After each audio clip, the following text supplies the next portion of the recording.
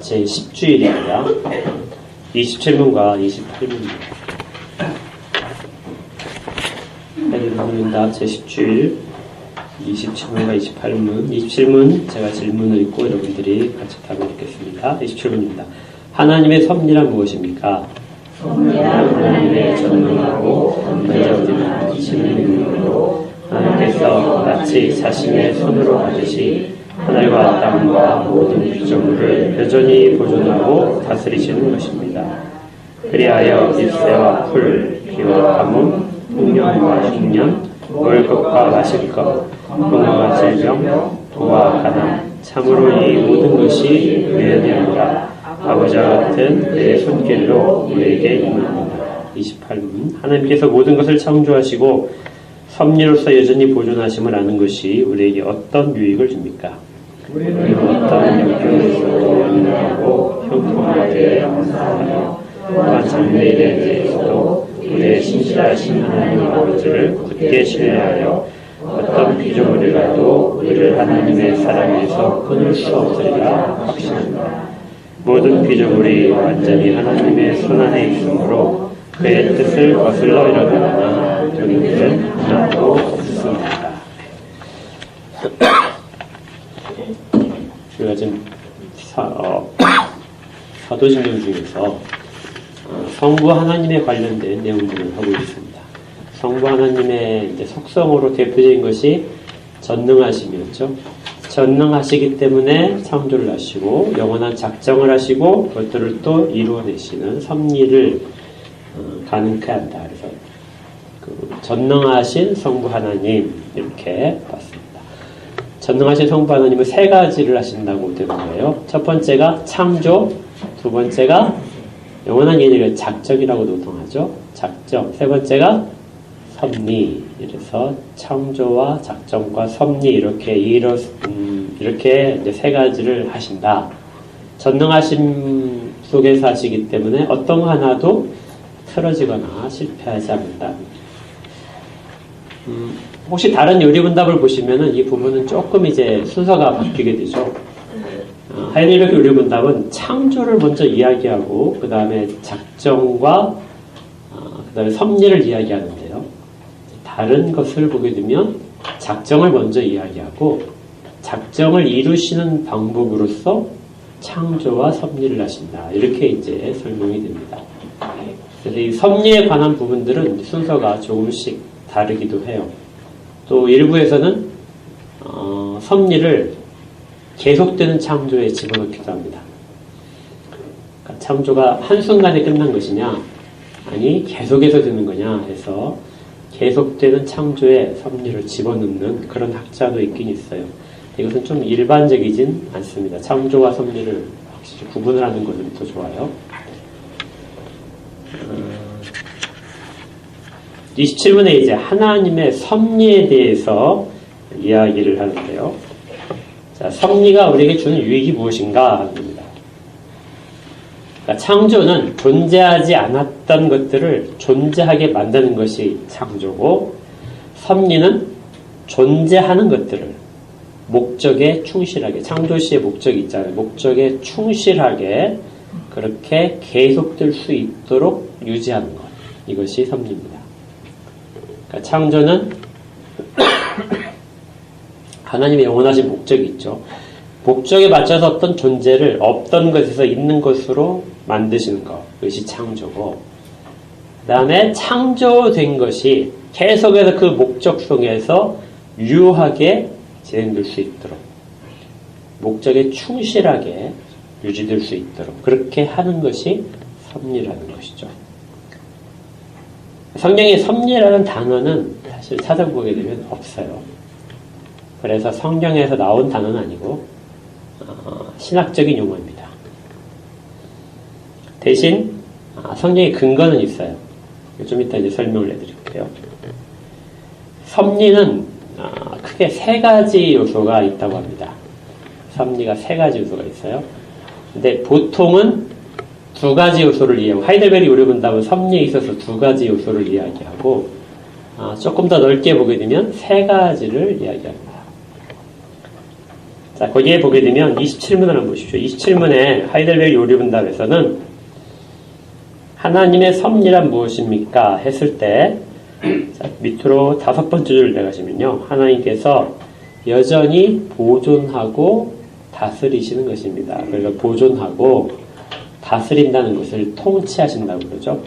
그래서 보존하시고 통치하시는 것이 섭리의 대표적인 것이다. 그래서 두 가지를 이야기하고요. 그 다음에 하나를 더 이야기를 하게 되면 하나님 우리가 제1원인이라고 그러죠. 가장 궁극적인 원인. 근데 하나님께서 제2원인, 사람들이죠. 사람들이 자유롭게 결정하는 것들을 사용하셔서 제1원인의 뜻을 성취하시는 것. 그래서 제2원인을 충분히 사용하신다 하는 부분까지 섭리가 있습니다. 이것을 이제 협력이란 단어로 쓰는데, 그러다 보니까 이 협력이 사람과 하나님 어떤 일을 공동으로 하는 것처럼 이렇게 오해될 여지가 있어서 잘 쓰진 않지만, 전통적으로는 사람이 하나님의 일에 있어서 주요한 원인으로서 사용이 되는 것. 사람의 결정들을 하게 만드시고 그 결정을 통해서 하나님은 제1원인의 뜻하심을 변하지 않고 이루어 가신다. 이것이 이제 섭리를 이야기할 때 가장 잘 이해하는 방법이 됩니다. 그리고 이렇게 이해를 해야 좀 신학적으로 어려운 문제들, 성경에서 나오는 또 어려운 문제들에 대한 답을 충분히 알 수가 있어요. 섭리는 세 가지를 기억하시면 섭리는 보존하신다. 두 번째는 통치하신다. 다스리신다. 세 번째는 제2원인을 사용하신다. 이것이 섭리론에 있어서 가장 핵심적인 부분이 되겠습니다. 그런데 지금은 20세기에 들어와서 이 섭리에 대한 내용이 거의 무너졌어요. 그래서 하나님이 지금도 세상을 통치하신다. 하나님이 창조 세계를 지금도 여전히 보존하시면서 다스리신다 하는 부분을 인정하지 않는 사람들이 굉장히 많아졌습니다. 네. 이건 옛날부터 사실은 있었던 내용인데요. 그렇게 주장하는 사람들이. 근데 지금은 훨씬 더 많아졌어요. 이게 진화론이 좀 많아지면서 그렇고, 자연과학이 발달하면서, 그리고 사람의 자유의지가 강조되면서 하나님의 뜻을 이루시는 것에 대해서는 사람들이 별로 이렇게 인정하지 않습니다. 그렇지만 섭리는 하나님이 모든 것들을 직접적으로 하신다 하는 부분을 언제나 꼭 기억하셔야 돼요. 그리고 이것이 미치지 않는 범위가 하나도 없습니다. 27문을 보시면 이렇게 되어 있죠. 섭리란 하나님의 전능하고 언제 어디나 미치는 능력이다. 그러니까 하나님의 전능하신 능력이 미치지 않는 시간은 없어요. 미치지 않는 곳도 없어요. 그래서 이 섭리의 대상이 한정되어 있지 않습니다. 섭리는 큰 것들만 좌우하는 것이 아니라 아주 작은 것까지도 좌우하죠. 참새 한 마리 하나님 허락지 않으시면은 땅에 떨어지지 않죠. 머리카락 하나도 하나님의 허락됨이 없으면 빠지지 않습니다. 하나님 많이 허락하셔서 지금 제가 빠졌는데요. 네. 이게 섭리를 잘 이해하는 거예요. 허락하셔서 너무나 감사하죠. 이게 빠진 것이 하나님이 이렇게 허락을 많이 해주셨기 때문에 네. 제가 구하지 않아서 하나님이 알아서 다 이렇게 하십니다. 하나님의 정말 뜻하심을 이루시고 어떤 거 하나도 그것으로부터 벗어나 있는 것은 아무것도 없다는 것입니다. 그래서 그걸 잘했고 그 다음에 또 있는 것이 아주 설명을 정말 잘했어요. 이는 하나님께서 마치 자신의 손으로 하듯이 하늘과 땅의 모든 피조물들을 여전히 보존하고 다스리는 것입니다. 마치 어떤 분들 빚어놓으시고 그것들을 계속해서 보수를 하듯이 우리가 어떤 걸 만들어 놓고 나면 시간이 지나면 조금 다시 보수할 필요가 생기잖아요. 그렇죠? 창조 세계도 마찬가지고 창조 세계도 자연 법칙을 활용하셨기 때문에 시간이 지나면 조금씩 더 무너집니다.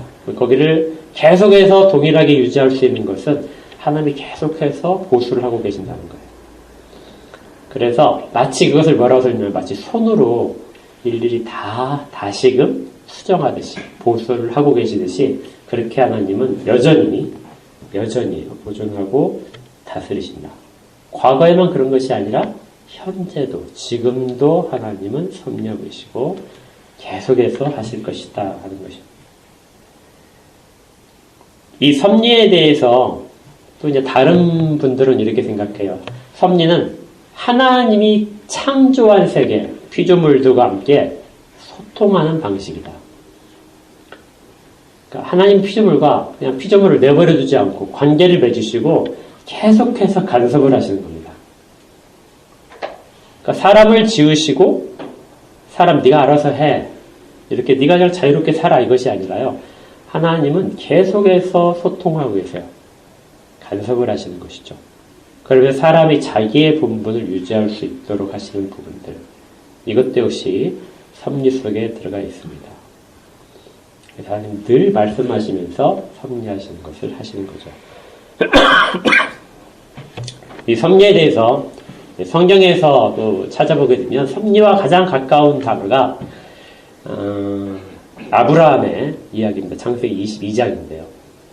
창세기 22장에서 이렇게 기록되어 있어요. 4절부터 제가 읽어드리면 제3일에 아브라함이 눈을 들어 그곳을 멀리 바라본지라 아브라함이 이르되 내 아들아 8절입니다. 번제할 어린 양은 하나님께서 자기를 위하여 친히 준비하시리라 하고 두 사람이 함께 나아가서 14절로 가게 되면 아브라함이 그 땅의 이름을 여호와 이레라 하였으므로 오늘까지 사람들이 이르기를 여호와의 산에서 준비되리라 하더라. 여호와 이레 이 단어가 나중에 라틴어로 번역이 되면서 하나님이 섭리하신다는 단어로 바뀌게 됩니다. 그러니까 섭리한다는 것은 여기 있는 것처럼 준비한다. 아니면 제공해준다. 영어로 provide죠. 그래서 제공해주고 그 다음에 providence에서 그걸 명사형으로 바꿨습니다. 라틴어에서 그걸 쓴 것을 가져다 거기에 다른 개념들을 좀 섞어서 하나님께서 준비하신다. 근데 이 준비한다는 단어가 약간 번역이 좀 잘못됐어요. 이 준비한다는 이 단어는 사실은 나타낸다는 단어입니다. 그러니까 어떤 의미를 갖고 있냐면 하나님께서 미리 준비를 하셨다가 때가 되면 준비된 것을 사람들 가운데 짠 나타내신다는 거예요. 그래서 어느 순간에 갑자기 준비하시는 것이 아니라 이미 준비가 오래전부터 돼 있던 것이 시간이 되었을 때 사람들 가운데 나타나게 하시는 것. 이걸 여호와께서 준비하신다. 이 뜻이라고 봐야 됩니다. 그래서 이것이 하나님이 섭니다. 모든 것들을 하나님이 준비하신 속에 있고 준비하는 것이 시간이 되었을 때 나타날 뿐이다. 이렇게 이야기를 하는 것이죠. 또한 창세기 22장 8절에 이런 구절이 또 중요해요. 다시 읽어보게 되면 아브라함이 이르되 내 아들아 번제할 어린 양은 하나님이 자기를 위하여 친히 준비하시리라 하고 두 사람에게 나갔습니다. 그러니까 하나님이 준비를 하시는데 목적이 있어요. 누구를 위해서요? 자기를 위해서. 하나님이 준비하신 모든 것들이 나타나는데 그 준비는 하나님 자신을 위해서 준비한 것들, 하나님의 뜻을 위해서, 하나님의 영광을 위해서 친히 준비하신 것들. 그래서 섭리에는 목적이 있는데요. 모든 목적은 하나님을 위한 것들입니다. 하나님의 영광을 나타내기 위해서 그것이 목적처럼 준비가 되는 거예요. 그리고 또 그 뒤에 나온 것이 하나님이 자기를 위하여 어떻게 해요? 친히 준비할 것이다. 그러니까 거기에 사람이 그 준비 과정에 들어갈 수 있는 부분이 없어요. 이 어린 양을 아브라함이 준비했습니까? 아니죠. 이삭이 준비한 게 아니잖아요. 제사에 사용될 그 어린 양은 하나님이 친히 준비하신다. 그래서 방법적으로도 하나님이 직접적으로 하시는 것.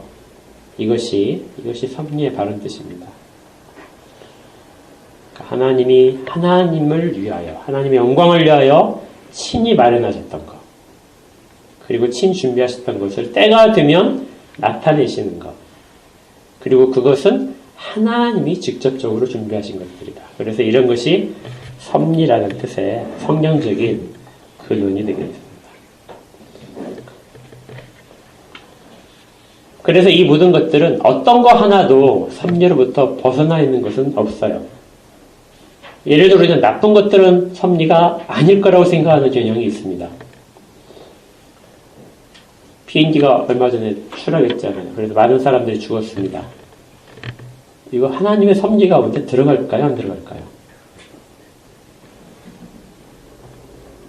비극적인데요.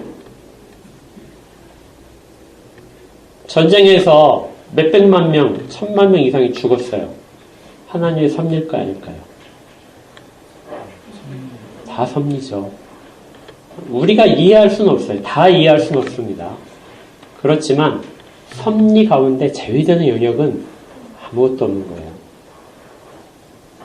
정치적인 혼란, 이것도 다 하나님의 섭리 가운데 있다고 받아야 됩니다. 그런데 사람을 사용하시죠. 그래서 사람의 악함도 사용하시고 사람의 선함도 사용을 하십니다. 그래서 아주 복잡하게 연결되어 있지만 결과적으로 단순하게 보게 되면 하나님이 자기를 위하여 친히 이 모든 일을 하신다. 그런데 사람들이 하는 일들을 다 사용을 하시는 겁니다. 사람이 하는 일들은 원인이 되지 못해요. 표면적으로는 사람이 하는 일이 직접적인 원인이 됩니다. 그렇죠. 어떤 문제는 어떤 사람이 저지른 것 때문에 그 계속해서 후속의 일들이 발생을 하잖아요. 그렇지만 이 모든 것들은 하나님이 하시는 큰 섭리 속에서 일부가 지나지 않는 거예요. 전체적인 섭리는 하나님이 다 주장을 하고 계십니다. 그래서 거기에 있는 것처럼 잎새와 풀, 비와 가뭄, 풍년과 흉년, 먹을 것과 마실 것, 건강과 질병, 부와 가난, 참으로 이 모든 것들이 우연이 아니라 아버지와 같은 그의 손길로 우리에게 임합니다. 그러니까 하나님은 가난하게도 하시고 부하게도 하신다. 하나님은 높이시기도 하고 낮추시기도 하시죠. 아니면 억울하게도 하시고 우리에게 상을 받을 만큼 큰 은혜를 베푸시기도 합니다. 그래서 모든 위기 상황들, 우리가 생각하기에 불편한 상황도 불편하지만 섭리 가운데서 여전히 받아야 됩니다. 하나님의 뜻하신 대로 이루어질 것입니다.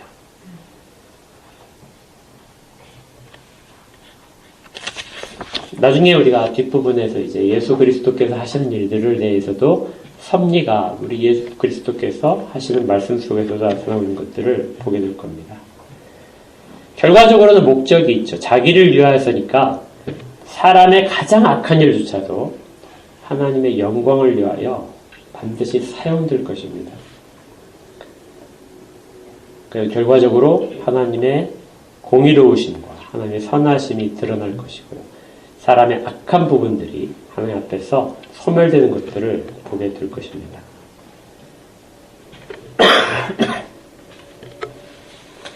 친히 하나님의 손길이 이런 것들을 주장하신다는 것을 꼭 기억하셔야 돼요. 28문에 보면 이렇게 되어 있어요. 하나님께서 모든 것들을 창조하시고 섭리로서 여전히 보존하심을 아는 것이 우리에게 어떤 유익이 됩니까? 보존하시는 것은 그 유지가 되는 거예요. 그러니까 처음에 창조하신 것이 그대로 유지가 되는 형태, 이것을 보존이라고 합니다. 하나님은 피조 세계를 파괴하고 싶어 하지 않으세요. 왜냐하면 보존 때문에 그러죠. 마지막 날까지 이 피조 세계는 그대로 유지가 될 겁니다. 그리고 또한 모든 것들에 대해서 존재를 하도록 하시는 것도 보존해 됩니다. 히브리서 1장 3절에 그의 능력의 말씀으로 만물을 붙들고 계신다. 만물을 붙들고 계시는 것, 그것이 바로 보존의 성격입니다. 그리고 통치하시죠. 다스리시는데 다스리시는 것은 목적을 가지고 통치 철학을 가지고 다스리십니다. 하나님의 통치 철학이 무엇인지를 우리가 알아야 하나님의 뜻에 맞추어서 바르게 살아갈 수 있는 하나님 나라의 백성으로서 살아가는 법을 배우게 되죠. 그리고 이런 것들을 우리가 다 잘 알았을 때 그러면 우리에게 무슨 유익이 있느냐? 하나님의 섭리를 우리가 잘 알았을 때 우리의 유익입니다. 이게 또 하이델베르크 이론담을 우리에게 준 굉장히 큰 유익이죠. 반드시 마지막에 가게 되면 우리에게 무슨 유익이 있습니까? 하고 물어봐요. 우리가 이 부분을 묵상하면서 내가 그걸 받아야 되는구나 이렇게 할 수 있어요.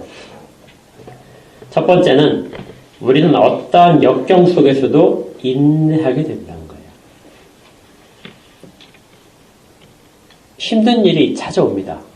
우리가 감당하기 어려운 부분들이 있어요. 근데 그런 속에서 우리가 무엇을 가지게 된다고요? 인내를 가지게 됩니다. 왜냐하면 지금 우리가 겪고 있는 일들도 하나님 우리를 섭리하시는 것, 우리를 하나님의 뜻 가운데로 계속해서 이끌고 가시는 과정 속에 있다는 것을 알기 때문에 하나님은 결코 우리에게 두신 목적을 실패하지 않으실 것이다. 그래서 우리는 인내할 수 있게 됩니다. 두 번째는 형통할 때 감사할 수 있어요. 그러니까 역경 속에서만 이 섭리를 이해하는 것이 아니라 형통할 때도 이것이 하나님이 우리 가운데 약속하신 것들이 이루어지고 있는 것이구나 해서 우리의 자랑으로 삼지 않고 하나님께 감사할 수 있습니다. 왜요? 우리에게는 원인이 없으니까요. 그 모든 결과는 하나님께 원인이 있기 때문에 감사의 대상은 자신에게 가는 것이 아니라 하나님께로 돌려지겠죠. 그래서 형통할 때 있는 것도 감사입니다. 어려울 때는 인내하고 형통할 때는 감사한다. 세 번째는 또한 장래일에 대해서도 우리의 신실하신 하나님 아버지를 굳게 신뢰하게 됩니다. 그러니까 신뢰죠. 장래일에 대해서는 늘 신뢰가 필요합니다. 근데 하나님의 섭리를 아는 사람들은 신뢰감이 깊어지게 돼요. 여러분들을 붙잡고 있는 손이 강하다면 여러분이 흔들리겠습니까? 아니죠. 여러분이 아주 강하게 붙들려 있다면 바람이 불어도 우리가 떨어지지 않을 것을 알잖아요. 우리가 어떤 매이지 않고 어떤 자유롭게 바다 위에 떠 있는 어떤 그 조그마한 조각배처럼 그런 존재라면, 그래서 바람이 부는 대로 휩쓸려가는 존재라면 우리가 신뢰를 할 수 있는 대상이 없다는 겁니다. 근데 우리는 아주 큰데 묶여 있어요. 전혀 흔들리지 않습니다. 밖에 바람이 많이 부는데, 여러분 생각해 보세요. 바람이 밖에 많이 부는데 배가 있는데 배가 엄청나게 커요. 근데 그 안에 우리 조각배가 하나가 담겨 있다고 보십시오. 그 밖에 있는 거하고 우리하고는 아무 관계가 없죠. 우리는 그냥 있을 뿐입니다. 제가 언젠가 말씀드렸잖아요. 세상에서 제일 안전한 곳은 어머니 뱃속이에요.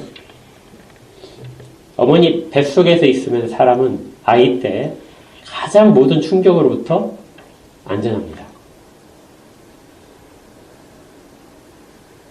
어머니가 갑자기 밖에서 충격을, 갑자기 방향을 바꿔도 아이는 전혀 거기에 충격을 받지 않아요. 나중에 우주선 발사할 때 사람들 어떻게 우주선 발사하는 걸 혹시 보셨어요? 사람들 엄청나게 막 괴로워하죠. 그 가속도가 변하는 것 때문에. 그래서 엄청나게 괴로워하는데 그거 없애는 방법 하나밖에 없어요. 아주 간단해요. 사람이 물속에 있으면 돼요. 엄마 자궁에 있는 것처럼, 엄마 뱃속에 있는 것처럼 물속에서 사람이 있는 공간을 물속으로 만들어 놓고 그 안에 사람이 있으면은 우주선이 아무리 가속을 하더라도 사람은 전혀 고통 느끼지 않습니다. 이것이 하나님 아버지의 섭리 가운데 있는 이게 사람의 안전성에 대한 신뢰예요. 어떤 것도 우리를 흔들 수 없다는 것이죠. 가장 안전하게 유지되는 것. 이것이 섭리를 잘 아는 사람들이 누리는 유익입니다. 그런데 그 모든 것들을 뭐라고 하면요, 우리를 묶어놓고 있는 것이 있다고 하는데 그것이 뭐냐면 하나님의 사랑입니다. 섭리 가운데 우리가 있다는 것은 하나님이 섭리 가운데 있는 사랑으로서 우리를 묶고 계신다. 하나님의 사랑을 끊을 수 있는 것이 아무것도 없죠. 어떤 것도 하나님의 사랑으로부터 우리를 끊을 수 있는 것이 없습니다. 하나님의 섭리는 사랑으로부터 온다고 이야기하는 거예요. 아까 우리가 읽었던 로마서 8장 38절과 39절 다시 한번 읽어볼까요? 시작. 내가 확신하노니 사망이나 생명이나 천사들이나 권세자들이나 현재이나 장래이나 능력이나 높음이나 깊음이나 다른 어떤 피조물이라도 우리를 우리 주 그리스도 예수 안에 있는 하나님의 사랑에서 끊을 수 없는 것. 절대 끊어지지 않는 것. 그리고 그 끊어지지 않는 것 속에서 우리가 보존되고 다스림을 받고 있는 것이죠. 우리는 자유롭게 놓여져 있는 존재들은 결코 아닙니다. 하나님이 붙들고 계시는 존재들이죠. 자, 마지막을 보겠습니다. 모든 피조물들은 완전히 하나님의 손 안에 있으므로 그의 뜻을 거슬러 일어나거나 되는 일은 하나도 없습니다.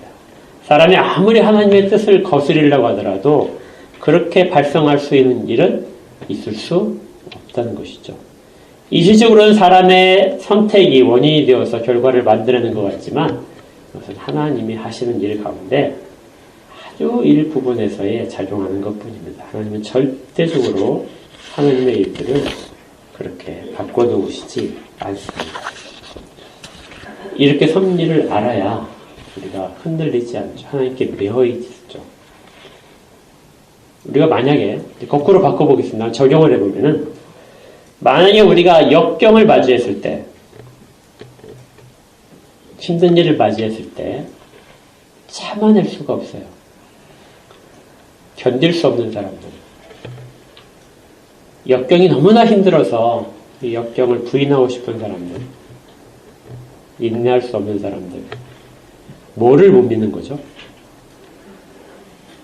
하나님의 섭리, 하나님의 전능하심을 믿지 못하는 겁니다. 반대로 형통할 때 감사하지 못하는 사람들. 하나님의 하신 일들을 인정하지 않는 것이죠.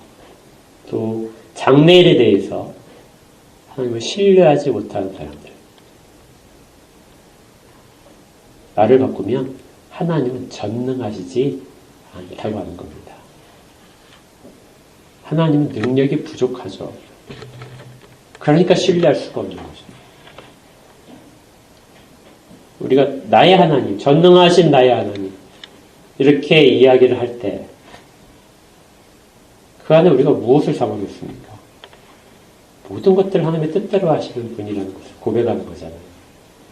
지금의 눈앞에 보이는 현실이 그것을 부인하도록 그리고 우리를 그렇게 이끌어가겠지만 결코 그렇지 않다는 겁니다. 하나님은 어제도 전능하세요. 내일도 전능하세요.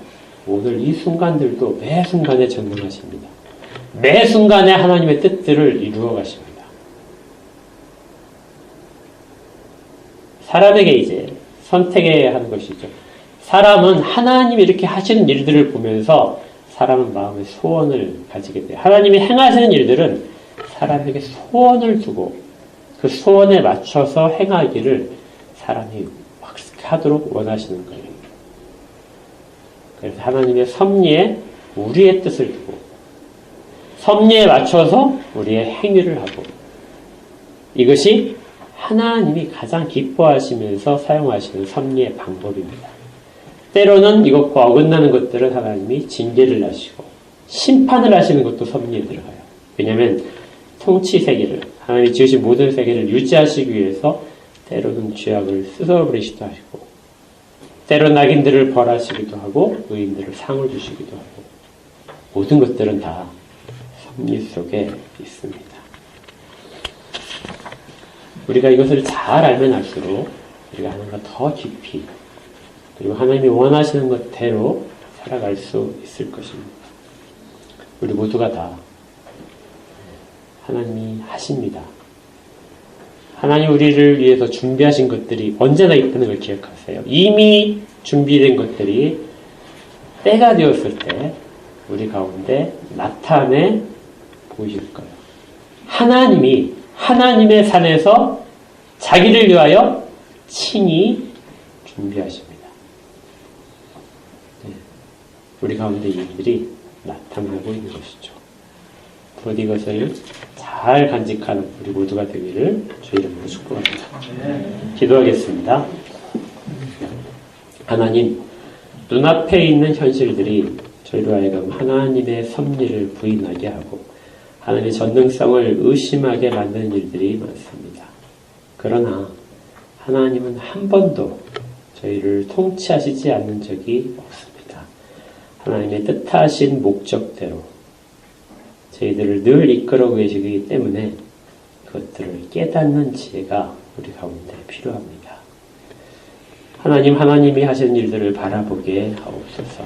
하나님이 하시는 일들을 알게 하시고 함께 그래서 순종하도록 자발적인 모든 것이 하나님 앞에 맞춰지도록 인도하여 주옵소서. 일순간에 한순간으로 모든 것을 결정하려는 우리들의 조급함을 용서하시고 역경 속에 있을 때 인내하고 형통할 때 감사하며 장래일이 불투명할 때에도 하나님을 신뢰하며 가도록 그렇게 저희를 주장하여 주시옵소서. 예수님 이름으로 기도합니다. 아멘.